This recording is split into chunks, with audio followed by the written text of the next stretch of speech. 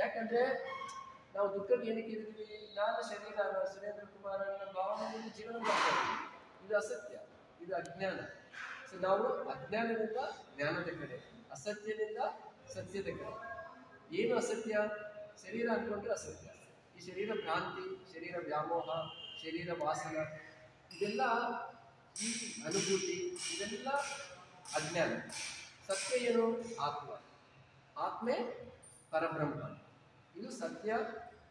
ಈ ಅನುಭೂತಿ ಇರಬೇಕು, ಈ ಅವಗಾಹ, ಈ ಸ್ಪೃಹದಲ್ಲಿ ಜೀವನ ಮಾಡಿದ್ರೆ ಎಲ್ಲ ದುಃಖಕ್ಕೂ ಪರಿಹಾರ ಸಿಗುತ್ತೆ. ಅದು ಅಷ್ಟು ಈಸಿಯಾಗಿ ಸಿಗಲ್ಲ. ಜ್ಞಾನದಿಂದ, ಸ್ವಾಧ್ಯಾಯದಿಂದ, ಸಜ್ಜನ ಸಾಧನೆಯಿಂದ ನಾವು ಆ ಸ್ಥಿತಿಗೆ ತಲುಪ್ತೀವಿ. ಒಂದೇ ದಿನದಲ್ಲಿ ಸಿಗಲ್ಲ. ಯಾಕಂದ್ರೆ 46 ವರ್ಷ ನಾನು ಸುರೇಂದ್ರ ಕುಮಾರ್ ಅಂತ ಜೀವನ ಮಾಡಿದ್ದೀನಿ. ಸೊ ಸಡನ್ ಆಗಿ ನೀವು ಆತ್ಮ ಆಗುತ್ತಾ? ಆಗಲ್ಲ. ಸೊ ನಾವು ಅಭ್ಯಾಸ ಮಾಡಬೇಕು. ಅಭ್ಯಾಸ ಮಾಡಿ ಆ ಕರ್ತೃತ್ವ ಭಾವನೆ ಹೋಗ್ಬೇಕು. ನಾನು ಮಾಡ್ತಾ ಇದ್ದೀನಿ ಅಂದರೆ ಕರ್ಮ ಮಾಡ್ತೀನಿ. ನಾನು ಅನ್ನೋ ಭಾವನೆಯಿಂದ ಕರ್ಮ ಮಾಡಿದ್ರೆ ಆ ಕರ್ಮಫಲ ಅನುಭವಿಸಲೇಬೇಕು. ಮತ್ತೆ ಜನ್ಮ ತಗೊಳ್ಳೇಬೇಕು. ಕರ್ಮ ಜನ್ಮ, ಕರ್ಮ ಜನ್ಮ, ಕರ್ಮ ಜನ್ಮ. ಎಷ್ಟು ದಿನ ನೀವು ಇದೇ ಮಾಡ್ತೀರಾ? ನಾವು ಆ ಸ್ವ ಸ್ಥಿತಿ, ಸಹಜ ಸ್ಥಿತಿಗೆ ಬರಬೇಕಂದ್ರೆ ಆತ್ಮ, ಅಹಂ ಬ್ರಹ್ಮಾಸ್ಮಿ, ತತ್ವಮಸಿ, ಮಮಾತ್ಮ ಸರ್ವಭೂತಾತ್ಮ, ಸರ್ವಂ ಕಲ್ವಿತಂ ಬ್ರಹ್ಮ. ಇದೆಲ್ಲ ಸತ್ಯ. ಅದೇ ನಿತ್ಯ. ಏನು ಸತ್ಯ ಅಂದರೆ ಏನು ನಿತ್ಯವಾಗಿರುತ್ತೋ ಅದು ಸತ್ಯ. ಇದೆಲ್ಲ ಈ ಶರೀರ ಅಸತ್ಯ, ಅಜ್ಞಾನ, ಮತ್ತೆ ಇದು ಏನಂತಾರೆ ಅಸತ್ಯ, ಅಜ್ಞಾನ, ಅಶಾಶ್ವತ. ಆ ಆತ್ಮ ಅನ್ನೋದು ಶಾಶ್ವತ, ಅದೇ ನಿತ್ಯ. ಸೊ ನಮ್ಮ ಲಕ್ಷ್ಯ ಏನು? ಆ ಬುದ್ಧ. ಬುದ್ಧಂ ಅಂದರೆ ಎಂಲೈಟನ್ಮೆಂಟ್. ಎಂಲೈಟನ್ಮೆಂಟ್ ಅಂದರೆ ನಾನು ಶರೀರಲ್ಲ, ಮನೆಯಲ್ಲ, ನಿತ್ಯಲ್ಲ, ನಾವು ಈ ಆತ್ಮೆ ಪರಬ್ರಹ್ಮ. ಇದು ನಮ್ಮ ಲಕ್ಷ್ಯ. ಇದು ಪ್ರಯತ್ನ ಮಾಡಬೇಕು. ಪ್ರತಿದಿನ ನಾವು ಧ್ಯಾನ ಮಾಡಬೇಕು, ಅಧ್ಯಯನ ಮಾಡಬೇಕು, ಸಜ್ಜನ ಸಾಧನೆ ಮಾಡಬೇಕು, ವಿಚಾರ ಮಾಡಬೇಕು. ಅವಾಗ ಮಾಡ್ತಾ ಮಾಡ್ತಾ ಮಾಡ್ತಾ ಈಗ ಏನು ಮಾಡ್ತೇವೆ? ಪ್ರಯತ್ನಪೂರ್ವಕವಾಗಿ ನಾನು ಆತ್ಮ ಅಂತ ಹೇಳಬೇಕಿಲ್ಲ. ಸ್ವಲ್ಪ 5-6 ತಿಂಗಳು ಇದೇ ಥರ ಮಾಡಬೇಕು.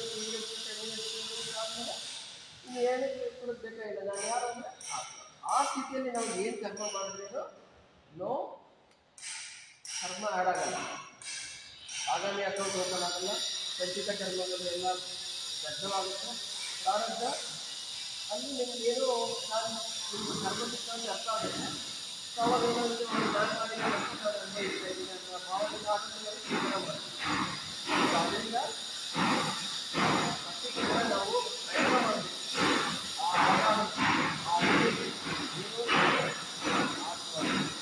ನಾನೇ ಪರಬ್ರಹ್ಮ, ನಾನು ಚೈತನ್ಯ.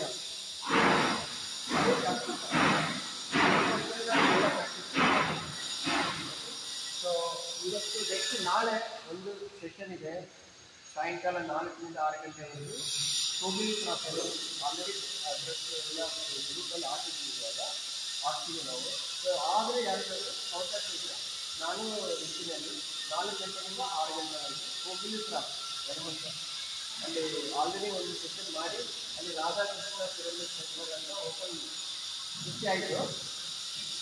ಅದೇ ಥರ ಈಗ ಅದು ರೆಗ್ಯುಲರ್ ಆಗಿ ಎಲ್ಲರೂ ಬುಧವಾರ ಮಾಡ್ತಾ ಇದ್ದಾರೆ.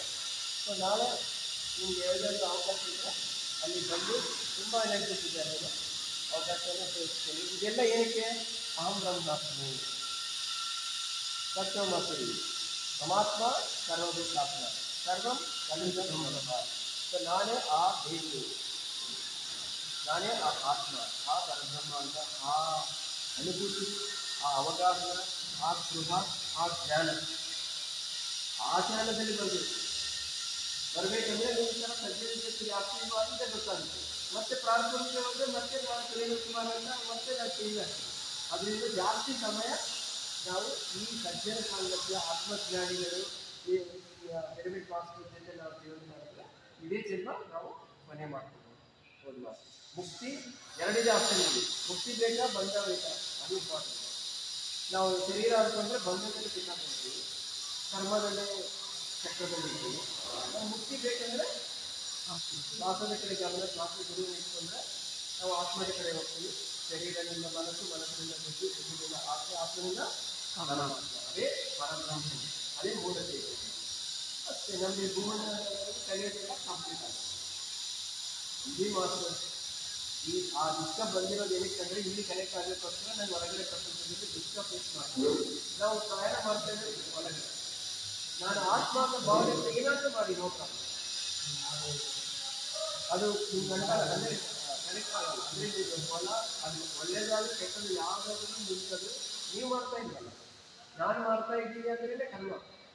ಆತ್ಮ ಚೈತನ್ಯದಿಂದ ಇದೆಲ್ಲ ನಡೆಸ್ತೀವಿ, ಸೆಷನ್ ಮಾಡ್ತಾ ಇದ್ದೀನಿ ಯಾರು ಅಂದರೆ ಚೈತನ್ಯ ಮಾಡ್ತಾ ಇದ್ದೀನಿ ಅಂದರೆ ಏನು ಪ್ರಾಬ್ಲಮ್ ಇಲ್ಲ.